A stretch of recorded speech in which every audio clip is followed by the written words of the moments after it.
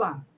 A redução do auxílio emergencial de R$ 600 para R$ 300 por mês é o motivo da obstrução das votações no plenário da Câmara. Partidos de oposição já anunciaram que não votam outras matérias enquanto não for incluída na pauta a medida provisória que prorroga o auxílio até dezembro.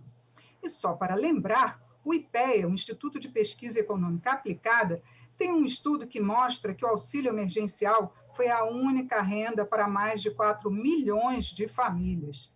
E para discutir a medida provisória, que já tem 164 propostas de alteração, os convidados desta edição do Câmara Debate são a deputada Sâmia Bonfim, do PSOL de São Paulo, e o deputado Lúcio Moschini, do MDB de Rondônia. Bem-vindos, deputados. Muito obrigada, Regina, pelo convite. Obrigada ao deputado Lúcio também pela oportunidade do debate. Obrigado, Regina. Prazer debater com a Sâmia e eu me coloco à disposição de vocês. Queria começar com a deputada Sâmia. Queria que a senhora explicasse para a gente, a que a senhora atribui essa demora na votação dessa medida provisória que prorroga o auxílio e também reduz o valor, já que tem até uma hashtag 600, pedindo para manter o valor de R$ 600 por mês.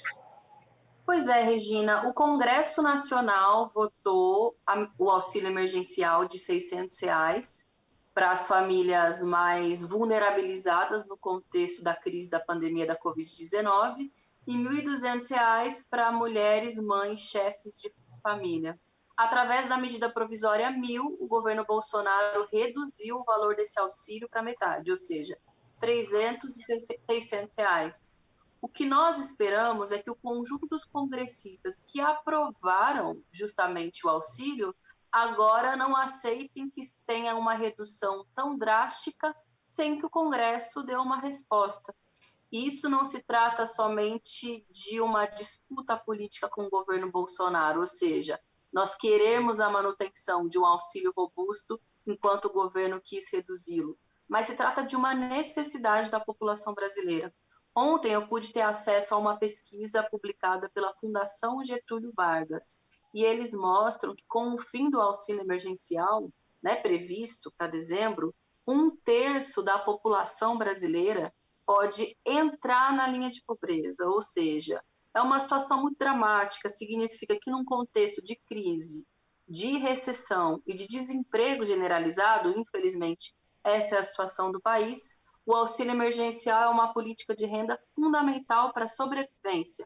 Mais da metade das pessoas que recebem o auxílio emergencial utilizam para colocar alimento dentro da sua casa. Por isso, a necessidade de votarmos a MP 1000 para que a gente possa aprovar os nossos destaques, as nossas emendas que modificam a redução do valor para a manutenção de 600 e também para que tenha a extensão do prazo, para que ele não finde em dezembro. Deputado Moschini, esse estudo do IPEA, ele também mostra que houve uma elevação na renda dos mais pobres, das famílias mais pobres, com reflexo até na economia, que facilitou não ter uma perda tão grande assim de consumo. Queria que o senhor falasse para a gente sua posição sobre o aumento do valor para R$ 600, ao contrário do que está pedindo a MP. Olha, nós temos que ter um parlamento também responsável com a política fiscal do nosso país. É lógico que eu quero de 600, 700, 1.000. Acredito que ninguém vai se negar a isso. Mas nós temos uma parcela de responsabilidade também. Esse é um auxílio emergencial. Ele é para um socorro momentâneo. Ele não é um programa do governo para se perpetuar. Então, quando foi instituído esse auxílio de R$ 600, ele tinha um prazo já definido. Foi prorrogado, depois foi prorrogado, e agora nós queremos de 600, sim. Mas e o nosso país aguenta? Nós temos caixa para isso? Nós temos condições de pagar? Então, aí também, Regina, entra o senso de responsabilidade do parlamento. E é nesse contexto que eu entendo que o governo mandou a MP de R$ 300, porque é o máximo que eles podem pagar.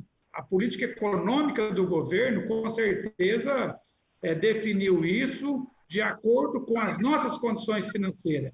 Agora, qualquer um queria pagar 600. O próprio presidente Bolsonaro tem certeza que o desejo dele era pagar 600 ou mais. Mas e aí? A questão da MP está lá para ser votada, aí nós já temos uma oposição política, uma restrição à pauta verdadeira, legítima, mas que nós temos que ter a devida cautela, porque a emenda, na grande maioria, nós já estamos com quase 150 emendas, na sua grande maioria está prorrogando, ou então encaminhando para alguns tipos de família, pessoas, de acordo com a sua necessidade e vulnerabilidade. Então, nós vamos ter que votar sim. Eu até acho importante que cada parlamentar possa exercer o seu direito ali, mas a obstrução da pauta é um vetor legítimo da oposição e nós respeitamos. Entretanto, ao ser pautada, até mesmo eu na condição de vice-líder do governo, eu vou trabalhar junto aos meus pares para que nós possamos ter um voto de responsabilidade também com o nosso país. Aliás, não é só esse recurso, não é só esse tipo de renda. Nós temos vários programas sociais que beneficiam as pessoas. Agora, os 600 foi extremamente importante. Ver como está o comércio local hoje. Olha, nós temos dificuldades de comprar, pelo menos aqui no meu estado, não tem tijolo, não tem cimento, não tem ferro. Estou falando uma realidade do comércio. Se você for nos hotéis de Porto Velho, os hotéis estão lotados. Então, nós estamos saindo desse momento gradativamente. E o auxílio emergencial também está sendo diminuído gradativamente. Agora, deputada Sâmia, apesar de necessária a manutenção desse valor, de onde sairiam os recursos? Qual seria a fonte de financiamento para manter esses R$600? Regina, o Congresso Nacional aprovou o orçamento de guerra logo no início da pandemia, que significa que o governo federal está autorizado a investir tudo o que for necessário para que o país possa enfrentar esse momento da pandemia da melhor forma possível. Então, há possibilidade fiscal e orçamentária, porque o contexto de calamidade ele só se encerra em dezembro. E no que se trata a postergar, né, o tempo do auxílio emergencial ou se transformar num programa de renda permanente, é necessário que no orçamento a ser discutido esse ano isso esteja previsto. E é importante, inclusive, entrar nesse aspecto, porque o governo anunciou como renda cidadã a possibilidade de retirar do Fundeb ou mesmo utilizar recursos dos precatórios para financiar esse programa, e nós recusamos veementemente essa proposta. Primeiro porque o Fundeb foi fruto de uma conquista dos educadores da sociedade brasileira, foi feita a partir de uma ampla discussão no Congresso Nacional, e retirar fundos da educação para criar um programa próprio seria muita irresponsabilidade com as metas que nós temos para estabelecer critérios mínimos de qualidade na educação brasileira. E precatórios, bem, seria um calote, né, com boa parte das famílias brasileiras que esperam receber esse valor, além de ser uma pedalada fiscal, né, ou seja, você retirar de uma área prevista para tentar colocar num programa de renda. Nós temos algumas propostas, né, para depois do período da calamidade, que tem dinheiro para isso, poder ter um programa robusto. E aí tem a ver com uma outra discussão, que é da reforma tributária. Nós achamos que é necessário que o andar de cima, ou seja, aqueles que têm mais condições de contribuir, possam contribuir mais. Mudar a lógica de tributação no nosso país. Hoje, os tributos recaem mais sobre o consumo. Nós achamos que precisa recair mais sobre renda e patrimônio. E, a partir disso, inclusive, poderia aumentar a arrecadação do Estado e poupar os mais pobres, que, junto com o programa de renda, seria fundamental para equilibrar um pouco mais a situação de renda das famílias brasileiras. O deputado mencionou que o Bolsonaro gostaria de manter os R$600. Sinto em discordar, porque, na verdade, o Bolsonaro queria que fosse R$200, o próprio auxílio emergencial. Agora ele reduziu para 300, mas olha só, ainda é R$100 a mais do valor que ele gostaria que fosse implementado desde o início da pandemia. O auxílio ele é fundamental para manutenção das atividades econômicas. No estado de São Paulo, no mês de agosto, houve um aumento do ICMS. Sem o auxílio emergencial, o aumento da arrecadação, né, do estado do ICMS. Sem o auxílio emergencial, provavelmente seria uma situação muito mais difícil do ponto de vista econômico. Então, essa política de renda ela é importante para que as pessoas consumam mais, para que os comércios não fechem, para que não tenha desemprego e para que a economia possa crescer. Essa agenda recessiva de não investimentos por parte do Estado, na verdade, só aprofunda a crise e torna a situação da população mais pobre muito mais difícil. Deputado Moschini, eu queria que o senhor avaliasse para a gente, porque o governo está com esse programa da renda básica, não seria o caso do próprio Congresso definir a fonte de financiamento para que depois que acabasse o auxílio emergencial, já servisse também de fonte para essa renda cidadã, como ele está chamando? Eu entendo que o Congresso está debruçado sobre esse assunto. Eu estive na última sexta-feira com o relator de orçamento, senador Márcio, do Acre, e ele realmente tem buscado todas as fórmulas para equacionar, né, para encontrar um caminho para esse programa de renda. Agora, nós realmente estamos no orçamento de guerra, que nós mesmos aprovamos. É tanto que nós conseguimos pagar já quase 170 bilhões nesse auxílio emergencial. Esses 170 bilhões, ele voltou para a economia, ele girou, como disse a deputada Sâmia, é importantíssimo.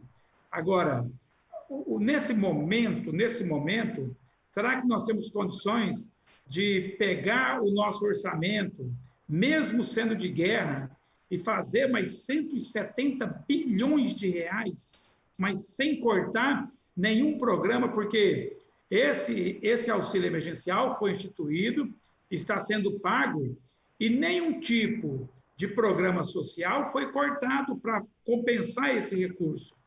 Veja vocês que o nosso déficit orçamentário de 2018 para 2019 foi em torno de 180 bilhões de reais.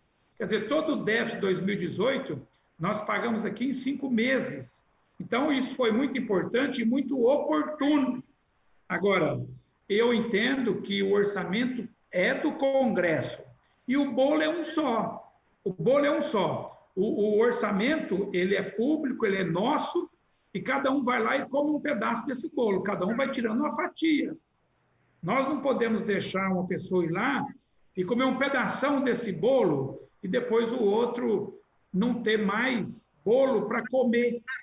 Para os telespectadores entenderem, esse é o orçamento da União. Ele é fatiadinho, cheio de pedaços. E tem alguns pedaços que já têm destino certo.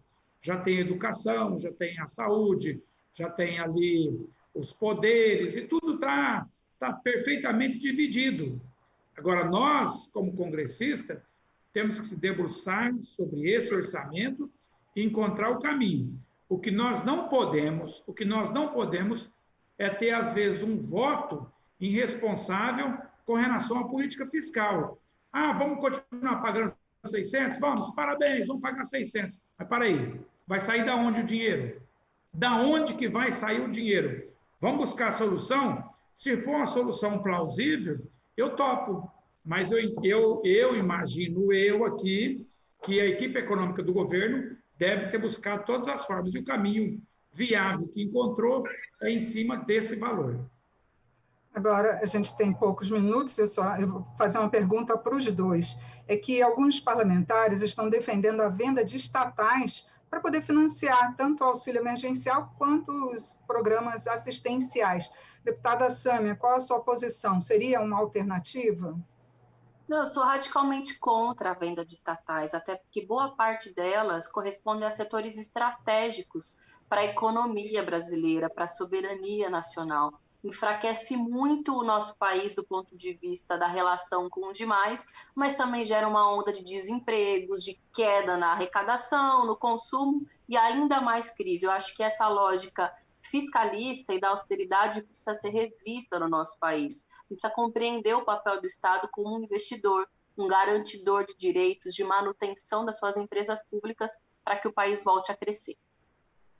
Olha, nós temos estatais que são verdadeiros elefantes brancos. Eu entendo que nós temos estatais que são estratégicas para a nossa economia, para o nosso país, mas não é a questão de vender estatal para financiar um programa de renda. Nós temos que vender estatais para enxugar o Estado. O Estado tem que ser leve, o Estado tem que poder socorrer o cidadão no momento de pandemia e poder pagar 170 bilhões de reais. Mas nós temos estatais no Brasil que só serve para dar emprego, só para dar emprego. Então, apesar de nós termos várias que são extremamente importantes, além de ser estratégica para a nossa economia, não tem cabimento a gente no século XX, já na era da informática, ficar sustentando essas estatais como totalmente improdutiva, e às vezes sem nenhum benefício para a sociedade. Deputados, muito obrigada pela participação, esclarecimentos aqui para nossos ouvintes e telespectadores sobre a medida provisória que reduz o valor do auxílio emergencial. Muito obrigada, Regina. Obrigada, deputado, pelo debate. Obrigado, Sâmia. Obrigado, Regina. Eu conversei sobre a MP 1000, que reduz de R$ 600 para R$ 300 o valor do auxílio emergencial. Eu, como os deputados Sâmia Bonfim, do PSOL de São Paulo, e deputado Lúcio Moschini, do MDB de Rondônia. Obrigada pela sua audiência. Até a próxima.